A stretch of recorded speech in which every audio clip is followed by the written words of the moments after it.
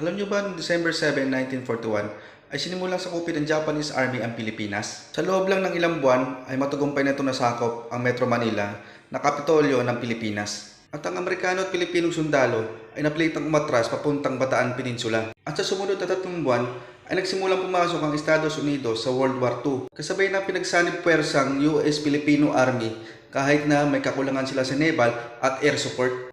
At noong April 9, 1942, sumuko ang mahigit 75,000 na Amerikano at Pilipinong sundalo. Dahil na rin sa pagkauhaw, pagkagutom, at pagkakasakit, at yung iba yung mga sugatan na.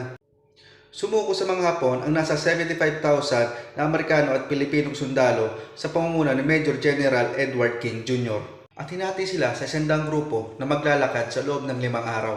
Libo-libong Pilipino at Amerikanong sundalo ang namatay dahil sa brutal na pagpapahirap ng mga sundalong Hapon papuntang prison of war. Tinatayang nasa 650 na Amerikanong sundalo at 16,500 na Pilipinong sundalo ang namatay sa kamay ng mga Hapon.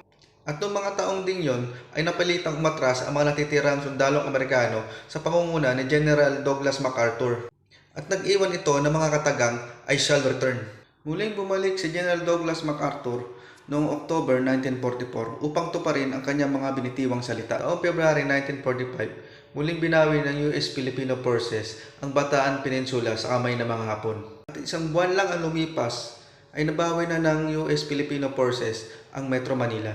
Matapos ang digmaan noong 1945 ay pinurusahan ng American Military Tribunal Lieutenant General Homa Masahura na siyang commander ng Japanese invasion sa Pilipinas at responsable sa pagkamatay ng libong-libong sundalo, Pilipino at Amerikano sa pamamagitan ng firing squad noong April 3, 1946. Don't forget to like, share, and follow for more videos.